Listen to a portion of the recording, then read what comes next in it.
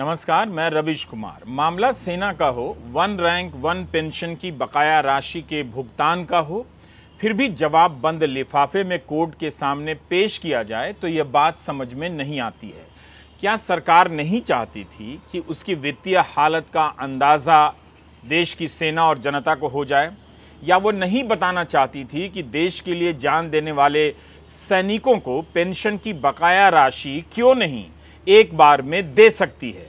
Supreme court को कई मौकों पर सील बंद लिफाफे में जवाब देने वाली सरकार को आज करारा जवाब मिल गया। चीफ जस्टिस ने बंद लिफाफा लेने से मना कर दिया। यहां दो सवाल हैं, बंद लिफाफा ही क्यों? दूसरा, क्या वित्त मंत्रालय के पास देश के सैनिकों और अफसरों को एक बार में 28,000 करोड़ रुपए देने के लिए नहीं हैं? दुनिया की 5वीं बड़ी अर्थव्यवस्था का दम भरने वाली सरकार आखिर क्यों एक बार में पैसा नहीं दे पाती है? सेना को लेकर भावुकता और मीडिया का शोर कहां चला जाता है? कोई सवाल नहीं पूछ रहा इसे लेकर। जो पैसा 2019 में मिल जाना चाहिए था वो आज तक क्यों नहीं मिला? इंसाफ के इस सर्वोच्च मंदिर में फैसला सबके सामने होना चाहिए, बहस सबके सामने होनी चाहिए और सारे तथ्य सबके सामने रखे जाने चाहिए। चीफ जस्टिस DY चंद्रचूड़ ने सील बंद लिफाफे में जवाब लेने से मना करते वक्त कह दिया कि हम इस बिजनेस को ही बंद कर देना चाहते हैं, जो न्याय के स्थापित सिद्धांतों के खिलाफ है। चीफ जस्टिस ने सील बंद लिफाफे को ठुकराकर केवल केंद्र सरकार को जवाब नहीं दिया, बल्कि सुप्रीम कोर्ट को भी रास्ता दिखा दिया, जहां उनसे पहले अदालत ने कई बार सील बंद लिफाफे में सरकार का जवाब स्वीकार किया है। चीफ जस्टिस चंद्रचूड़ ने कहा कि केवल तभी स्वीकार किया जा सकता है जब मामला सोर्स का हो या किसी का जीवन खतरे में हो। गौर करने की बात है कि चीफ जस्टिस राष्ट्रीय सुरक्षा जैसे भारी भरकम शब्द का इस्तेमाल नहीं करते हैं।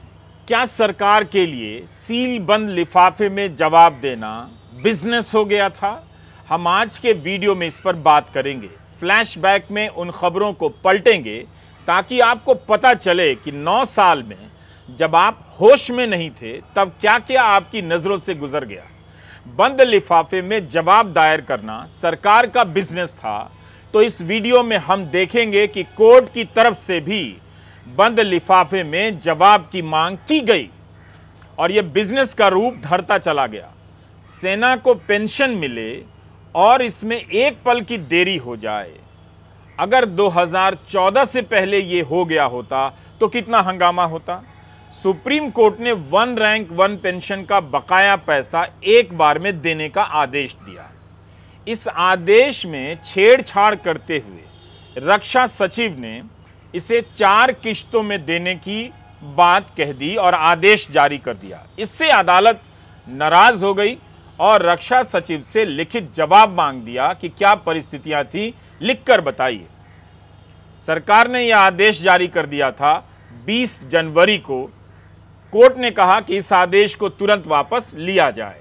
वन रैंक वन पेंशन लागू कराने के लिए सेना से रिटायर्ड अफसरों ने पहले जंतर मंतर पर महीनों धरना दिया। जब 5 साल पर इसमें बढ़ोतरियां हुई तो वो पैसा पाने के लिए कोर्ट जाना पड़ा। सेना का सम्मान करने वाली सरकार क्या सैनिकों को उनका हक बिना कोर्ट के आदेश के नहीं दे सकती थी? बंद लिफाफे में जवाब देकर वो किसकी हालत पर पर्दा डाल रही थी? कोर्ट ने कहा कि वैसे भी यह मामला आदेश को लागू करने से संबंधित है, इसमें सील बंद लिफाफे में जवाब देने की क्या बात है। आज की सुनवाई में कोर्ट ने अटॉर्नी जनरल वेंकटरमणी से कहा कि जो आदेश हैं उसके बारे में बताइए, कैसे लागू करेंगे, और यह जवाब याचिकाकर्ता को दीजिए। तब उन्होंने कहा कि यह सीक्रेट है। तब चीफ जस्टिस ने कहा कि मैं सील बंद लिफाफे में जवाब स्वीकार करने के खिलाफ हूं। हम जो देखते हैं वो ये नहीं देख सकते।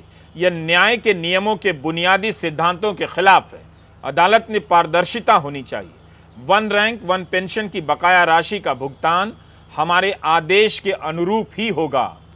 2019 में वन रैंक वन पेंशन की समीक्षा हुई, उसके तहत जो बढ़ी हुई राशि थी वो नहीं दी गई। 2023 है यह मामला कोर्ट में चला गया। तब कोर्ट ने आदेश दिया कि बकाया राशि एक बार में दीजिए। सरकार आखिर यह पैसा क्यों नहीं दे पा रही है? Justice DY Chandrachud, justice PS Narasimha और जस्टिस JB पारदीवाला की बेंच पूछती रही कि किस तरह से पैसा दिया जाएगा, प्लान बताइए। तब अटॉर्नी जनरल ने पढ़ना शुरू किया, मगर चीफ जस्टिस ने लगता है चालाकी भांप ली और कहा कि पेंशन भोगियों की संख्या 6 लाख है। 4 लाख पेंशन भोगी 70 साल से अधिक के हैं। इन्हें आप 31 जुलाई तक पैसा देंगे। उन्होंने कहा कि वे भी वकील रहे हैं, आप ऐसा कीजिए 31 जुलाई की जगह 30 जून तक पैसा दे दीजिए। तब इस मामले में याचिकाकर्ताओं के वकील हुजैफा अहमदी सर्कुलर दिखाते हैं कि मार्च महीने में पैसा देने की बात हुई थी। 2019 का पैसा 2024 में दिया जाएगा, यह तो सही नहीं है। ऐसा तो हो नहीं सकता कि सरकार के पास पैसा नहीं है।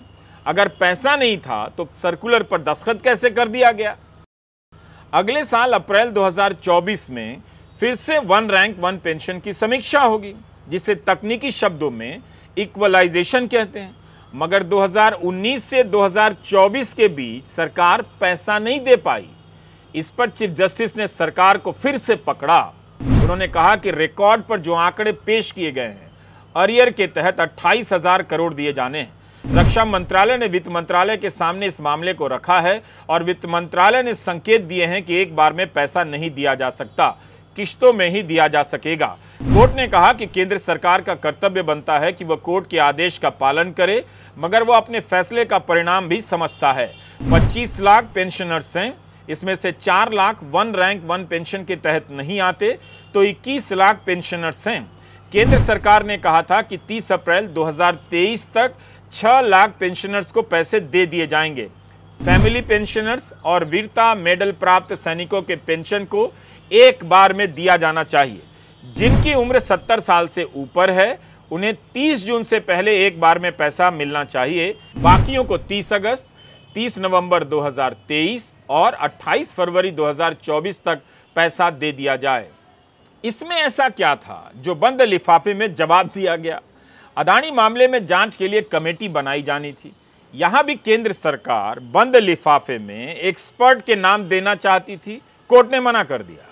कोर्ट को कहना पड़ा कि बंद लिफाफे के सुझाव मानकर अगर कमेटी बनाई गई तो संदेश ये जाएगा कि कमेटी सरकार ने बनाई और सुप्रीम कोर्ट ने केवल मंजूरी दी। सोचिए जनता क्या सोचेगी, इसकी चिंता कोर्ट को है मगर सरकार को नहीं।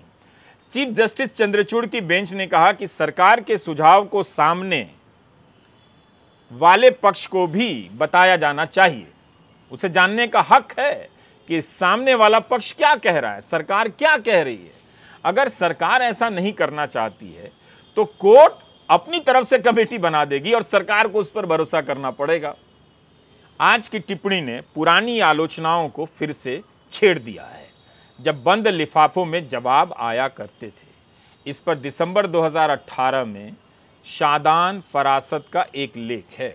एक दौर था जब कोर्ट ही बंद लिफाफे में जवाब मांगा करता था और आज इस बिजनेस को बंद कर दिया गया है।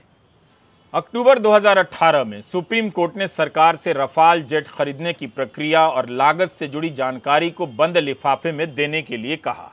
सरकार हिचकिचा रही थी कि इसके बारे में सबके सामने नहीं बता सकती।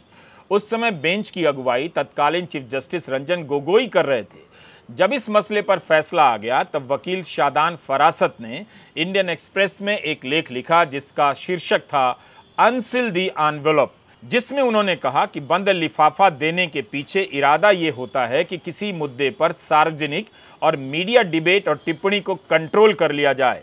उन्होंने लिखा कि भले ही इसका उद्देश्य ठीक हो, पर यह संवैधानिक, राष्ट्रीय या संस्थानों से जुड़े मसलों से निपटने का सही तरीका नहीं है। अपने लेख में फरासत कहते हैं कि हमारी अदालती प्रणाली का कायदा है तथ्यों के आधार पर बहस करना, जिसके आधार पर कोई भी फैसला सुनाया जाता है। लेकिन सुप्रीम कोर्ट द्वारा एक ट्रेंड देखा जा रहा है जिसके तहत एक पार्टी जो अक्सर सरकारी या उसकी कोई एजेंसी होती है, उसे बंद लिफाफे में फैक्चुअल जानकारी, तथ्यात्मक जानकारी कोर्ट को देने के लिए कहा जाता है। इसकी कॉपी सामने वाली पार्टी को भी नहीं दी जाती है। ऐसा करने से स्टेट यानी राज्य कोर्ट को मिसगाइड या प्रिजुडिस करती है। चीफ जस्टिस डीवाई चंद्रचूड़ ने आज कमोबेश यही सारी बातें दोहराई हैं। आखिर सरकार सामने के वकील को तथ्यात्मक जानकारी क्यों नहीं देना चाहती है? वह क्यों सार्वजनिक बहस से बचने की कोशिश करती है? हम और आप कैसे जानेंगे कि जो सरकार ने कहा वो सही है? जैसे रफाल मामले में सुप्रीम कोर्ट ने अपने फैसले में कहा कि रफाल जेट की लागत से जुड़ी जानकारी सीएजी के साथ साझा की गई है और सीएजी की इस रिपोर्ट की समीक्षा संसद की लोक लेखा समिति द्वारा की गई है। यह भी कहा गया कि लागत से जुड़ी बेसिक जानकारी संसद के सामने भी रखी गई और सार्वजनिक रूप से उपलब्ध है। बाद में पता चला कि सीएजी की ऐसी कोई रिपोर्ट थी नहीं जिसे लोक लेखा समिति या संसद के सामने रखा गया हो। तब इस पर फरासत लिखते हैं कि इसके बाद केंद्र सरकार ने सही कराने के लिए याचिका दायर की और कहा कि सील कवर में एक नोट्स पर बुलेट पॉइंट के कारण ऐसा हो गया। यह समझ नहीं आया कि इस नोट पर किसी अधिकारी ने साइन किया था या नहीं। कैसे ये नोट सील कवर में चला गया? हलफनामे में गलत जानकारी देने से सजा भी हो सकती है, इसलिए सरकारी हलफनामों की कई स्तरों पर जांच होती है। फरासत ने लिखा कि इस खुलासे से पूरे फैसले को ही दरकिनार किया जा सकता है। रफाल के वक्त सील कवर में चूक को लेकर बहुत मजाक उड़ा और सवाल भी उठा कि ऐसे कैसे हो सकता है। अदालत से मांग की गई कि सील कवर की जानकारी सार्वजनिक कर दी जाए। हादिया केस में एनआईए ने बंद लिफाफे में जानकारी दी थी, जिसे कोर्ट ने 1 साल बाद लौटा दिया क्योंकि कोई कार्रवाई नहीं की गई। कोर्ट ने मार्च 2018 में हादिया के पक्ष में फैसला सुनाया। फरासत लिखते हैं कि हमें कभी ये पता नहीं चलेगा कि उन लिफाफों में असल में कोई विश्वसनीय जानकारी थी या एनआईए के किसी अफसर की कल्पनाओं की रचनाएं भर दी गई थीं। यह सवाल कितना खतरनाक है, कितना खतरनाक है। बंद लिफाफे को, इसका खेल न्याय को कितना धुंधला करता है। बंद लिफाफे में क्या होता है कोई नहीं जानता। केरला हाईकोर्ट में Malayalam TV channel media one पर प्रतिबंध लगाने को लेकर सुनवाई चल रही थी। केंद्र सरकार ने बंद लिफाफे में जानकारी दाखिल की और उसके आधार पर चैनल पर बैन लगा दिया गया। मगर जस्टिस चंद्रचूड़ ने सुनवाई के दौरान कहा कि हम बंद लिफाफों के खिलाफ हैं। अगर हम रिकॉर्ड की समीक्षा करें तो क्या आपको आपत्ति होगी? ये सरकार से पूछा। बाद में कोर्ट ने केंद्र के प्रतिबंध पर रोक लगा दी। पी चिदम्बरम के मामले में भी ईडी ने बंद लिफाफे में दिल्ली हाईकोर्ट को जानकारी दी। दिसंबर 2019 में आईएनएक्स मीडिया केस में पी चिदम्बरम को बेल देते हुए सुप्रीम कोर्ट की बेंच ने बंद लिफाफे पर भरोसा करने को लेकर दिल्ली हाईकोर्ट की आलोचना की। अदालत ने अपनी टिप्पणी में साफ कहा कि सील बंद लिफाफे में जानकारी को स्वीकार करना न्याय की अवधारणा के खिलाफ है। कोर्ट ने ही सील बंद लिफाफे में जवाब दायर करने के लिए प्रेरित किया और कोर्ट ने ही इसकी आलोचना की।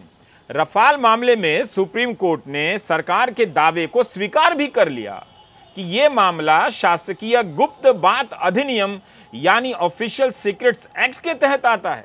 महाराष्ट्र पुलिस ने बंद लिफाफे में सुप्रीम कोर्ट को जानकारी दी और भीमा कोरेगांव केस में गिरफ्तार किए गए सामाजिक कार्यकर्ताओं की गिरफ्तारी पर रोक लगाने से कोर्ट ने इनकार कर दिया।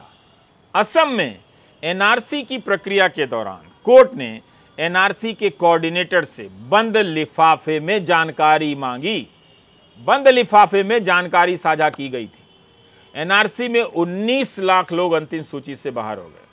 सीबीआई के पूर्व निदेशक आलोक वर्मा के खिलाफ भ्रष्टाचार के आरोपों की सुनवाई के दौरान कोर्ट ने मांग की कि केंद्रीय सतर्कता आयोग अपनी रिपोर्ट बंद लिफाफे में पेश करे।